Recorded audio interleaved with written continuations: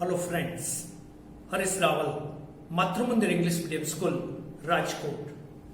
So today we are going to learn one of the best poem which is written by Douglas Malloch. The title of the poem is Be the Best. The poem is inspirational, motivational. So let us try to understand the poem. The first of all, try to understand the topic. Gurudev Tagore has written one beautiful line in the Gitanjali. When I pray the God, He loves me. But when I do my work, He salutes me. तो हम जो कर्म करते हैं वो कर्म ही हमारी भक्ति, हमारी आराधना, हमारा समर्पण बन जाता है. Similar line in the Vedas also. In the Rigved, Yoga कर्मशु कौशलम, माने जो हमारे हिस्से में जो कार्य आता है उसको हम ईश्वर की भक्ति समझकर करने लगे तो वही क्षेत्र के अंदर हम जरूर एक दिन बेस्ट बन सकते हैं. So, through the dedication, hard work and strong desire, we can be the best. Here are few people who become the best in their field, like Rabindranath Tagore in the field of literature, the first person who received the Nobel Prize. Sachin Tendulkar in the field of cricket, he is considering the god of cricket and considering the one of the best novelist player in the sports.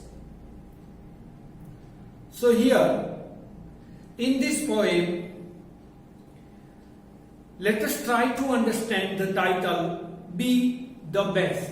So this is the photograph of Douglas Malloch, our poet. First we will recite the poem and then after try to understand the glossary and poem with the picture. If you can't be a pine on the top of the hill, be a scrub in the valley, but be the best little scrub by the side of the rill. Be a bush if you can't be a tree. Be a bush if you can't be a tree.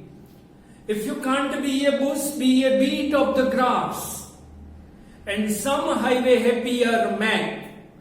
If you can't be a muskie, then just be a bass.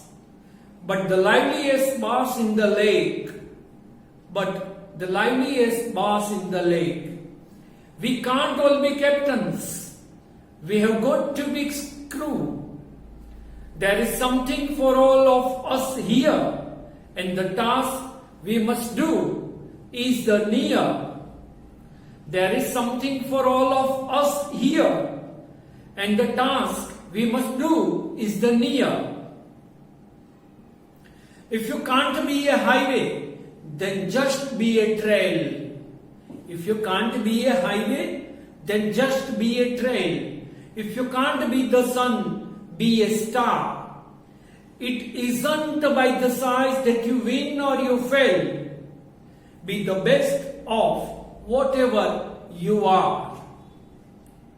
So this is one of the best poem written by Douglas Malloch. Now, let us try to understand the glossary. Scrub. Scrub means small bush. Another is rill. Rill means small stream or brook. Musky. Musky means big fish. Then bass. Bass means small fish. Crew, persons working on the ship. Trail, a narrow path. Now, try to understand the rhyming words of the poem. Hill, rail, big tree, grass, bass, make, lake, here, near, trail, fail, star, are. So these are the rhyming words. Now try to understand the poem with the pictures line by line. If you can't be a pine of the top of the hill, so here are the two pictures, pine and hill. So यहां पर हमें कवि ये बता रहा है कि यदि आप अपने जीवन के अंदर पाइन न बन सको, कोई हिल न बन सको तो चलेगा, मगर छोटा सा पाइन तो बनो. Another here in this line, यहां पर हमें कवि बताने की कोशिश कर रहा है कि be a scrub in the valley but be. हमें कह रहा है कि यदि आप बहुत बड़ी हिल न बन सको, इसके ऊपर का बड़ा टॉल ट्री न बन सको तो कोई बात नहीं. सभी का अलग अलग भविष्य होता है. ईश्वर ने नए प्रयोजन के साथ हमें यहां भेजा है, मगर हमारे अंदर जो शक्तियां है, जो पोटेंशियल है, इनको उजागर करना ही हमारा पहला धर्म है, वही हमारा कर्तव्य है. तो यहां पर कवि बता रहा है be a scrub in the valley. तो कोई बात नहीं, आप टॉप हिल के ऊपर न जा सको तो कोई बात नहीं, हिल ना बन सको, ट्री ना बन सको तो कोई बात नहीं, मगर छोटा सा क्रब तो बनो अच्छी तरह से. और इसके बाद हमें समझाने की कोशिश कर रहे the best little scrub by the side of the reel.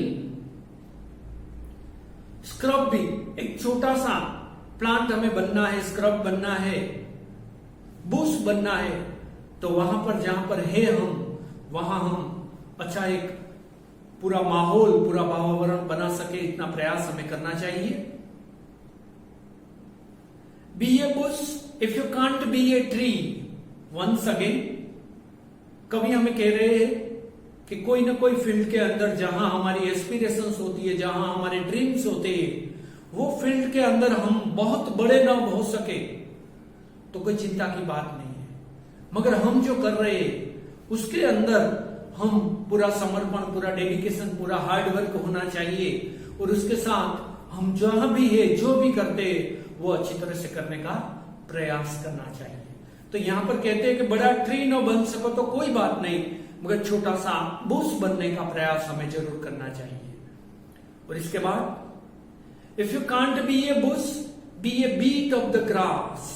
Once again कवि यहां पर इस लाइन के अंदर हमें बता रहे हैं कि आप एक अच्छा सा बुश न बन सको तो कोई बात नहीं, मगर एक छोटा सा बीट ऑफ द ग्रास, छोटा सा तिनका जो होता है घास का, मगर वो पवन के अंदर लहराता है, अपनी मस्ती में जीता है, अपना जो भी जीवन है उसे अहोभाग्य समझकर जीता है.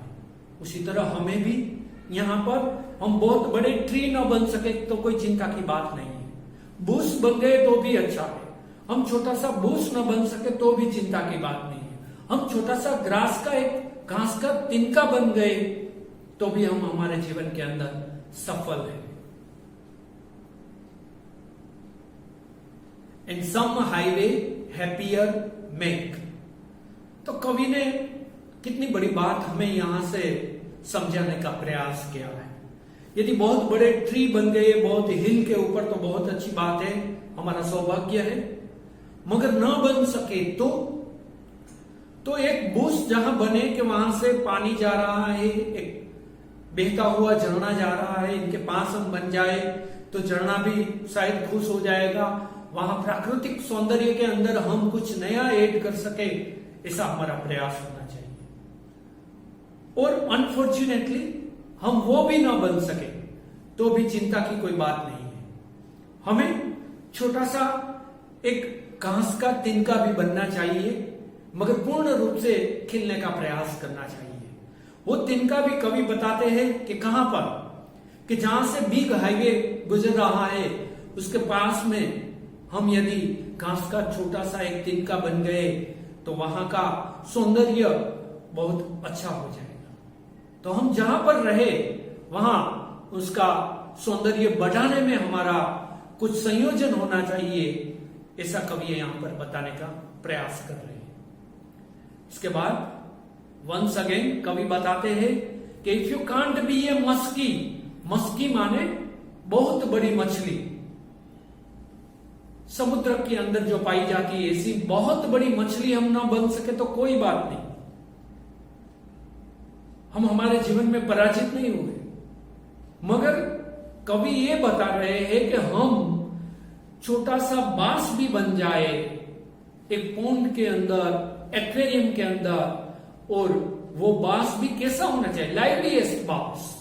बड़ी मछली बनकर हम आलस में रहे, दूसरों को परेशान करे, इससे तो बेहतर है कि एक छोटा सा बांस बनकर अपनी मस्ती में, अपनी धुन में, अपना संगीत के साथ हम जीने का प्रयास करते रहे। तो यहां पर कवि एक कंपेरेटिव दोनों सिंबल्स के साथ बता रहे हैं कि हमें यदि मस्की न बन सके तो कोई बात नहीं, हम बांस बनने का तो पूरा चांसेस हमारे पास है, पूरी संभवता है, तो इसमें ही हमें संतुष्ट होना चाहिए, मगर बांस तो बनना ही चाहिए।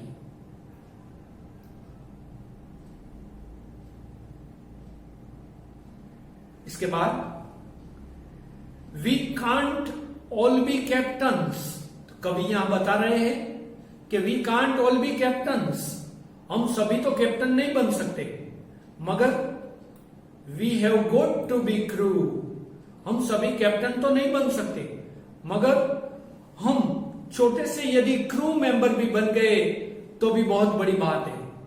तो ये समझाने का हमें यहां पर प्रयास करते हुए, इसके बाद there is something for all of us here, ईश्वर की बहुत बड़ी योजना है, बहुत नैनो प्लानिंग किया हुआ है, हम सभी के लिए छोटा मोटा काम दिया है जिसके अंदर हम संतुष्ट रह सके, जिसके अंदर हम अच्छी तरह से फ्लोरिश हो सके। सो इस पिक्चर के माध्यम से मैं बताने का आपको प्रयास कर रहा हूं कि there is something for us all of us here, हम सभी के लिए कोई ना कोई कार्य तो यहां पर है जिसका हम अच्छी तरह से करने का प्रयास भी कर सकते हैं और आनंद भी उठा सकते हैं।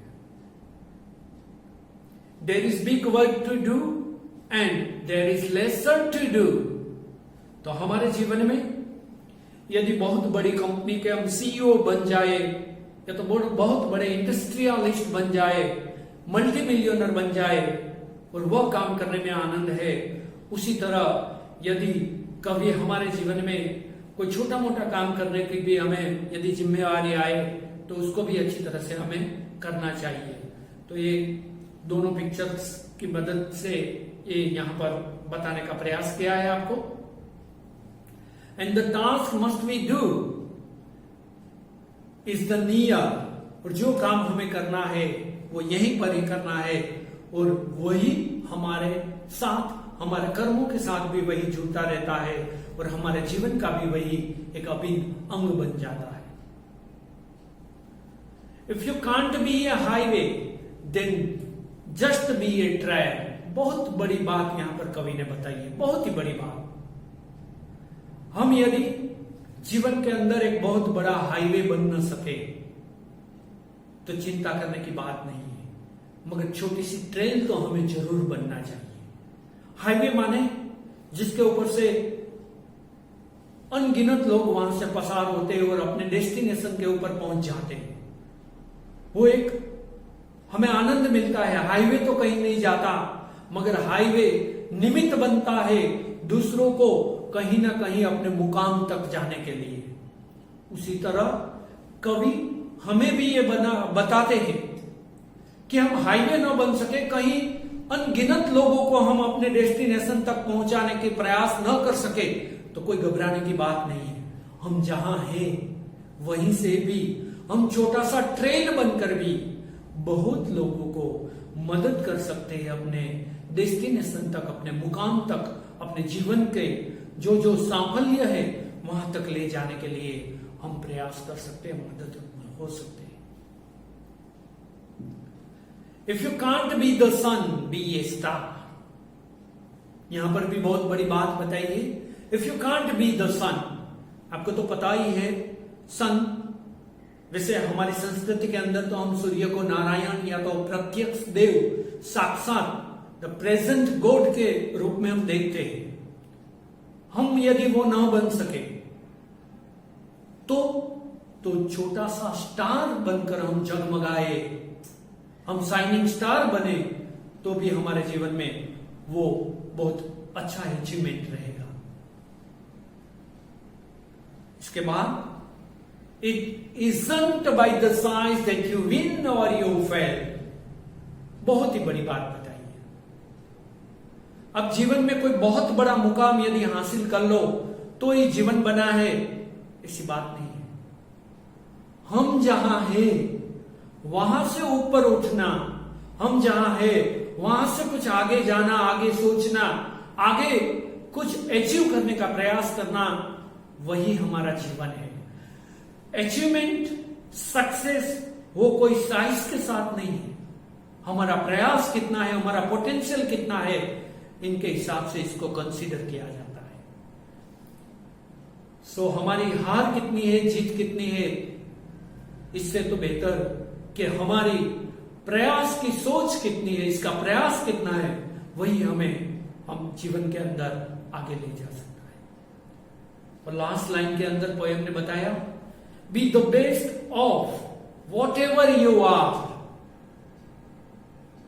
ये लास्ट लाइन बहुत ही अच्छी लिखी है। यहां पर हम सभी कुछ ना कुछ नई बात यहां से सीख सकते हैं। ये सभी आचार्य रजनीश ने बहुत ही अच्छी लाइन लिखी है। We are not coming here accidentally but meaningfully. The purpose is behind us. माने इस पृथ्वी के अंदर हम आए हैं, हमारा जन्म यहां हुआ है, तो कोई ना कोई जरूर प्रयोजन ऊपर वाला ने बनाया है और इसके हिसाब से ही हम यहां आए हैं। तो हमें the purpose is behind us. तो what is the purpose, what is the goal, what are the dreams, how can we achieve, वो सभी बातें हमें दिमाग में रखकर चलना चाहिए। तो ही हम अपने जीवन को एक अच्छे सफलता के मुकाम तक ले जा सकते हैं। हम सफल हो या ना हो ये कोई बड़ी बात नहीं है, मगर हमारा प्रयास जो है वही सबसे अच्छी बात होती है। तो यहां पर ऐसे ही जो जीवन के अंदर सफल होने वाले, इनमें से one of the best sports person, swimming player Michael Phelps, जिन्होंने हाईएस्ट नंबर के गोल्ड मेडल अचीव किए हैं ओलंपिक के अंदर। उसके बाद सचिन तेंदुलकर, जिन्होंने क्रिकेट के इतिहास के अंदर सबसे ज्यादा रन बनाए। और इसके साथ ही cricket is considering the game of gentleman. तो जो पूरा जीवन अपना जेंटलमैन की तरह खेले, जेंटलमैन की तरह जिए और जेंटलमैन की तरह एक नया मैसेज सभी स्पोर्ट्स पर्सन यूथ को दिया। इसी तरह हॉलीवुड के बहुत बड़े star Sylvester Stallone, Cliff anger, ये इनका पिक्चर। तो फ्रेंड, ये बहुत ही अच्छी कविता जिसके अंदर हमें जीवन जीने का बहुत ही बड़ा एक मुकाम मिलता है। तो मैं आशा करता हूं इस पोयम को आप अच्छी तरह से समझ गए होंगे। यदि आपके कोई डाउट्स है, क्वेश्चन है, तो आप मुझे पूछ सकते हैं।